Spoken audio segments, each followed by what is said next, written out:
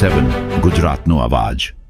નમસ્કાર દર્શક મિત્રો, i7 ન્યૂઝ ગુજરાતીની સાથે હું છું આપની સાથે પાયલ બામભણિયા। તો જોઈએ આજના મહત્વના સમાચાર।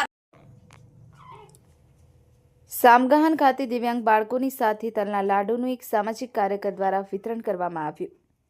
પ્રાપ્ત માહિતી અનુસાર સામગાહન વિસ્તારના રહેવાસી અને સમાજસેવી શ્રી પ્રદીપ રાઉત દ્વારા સિવારીમાળ અંધજન શાળામાં સેવાભાવી કાર્ય હેઠળ તલના લાડુનું વિતરણ કરવામાં આવ્યું હતું।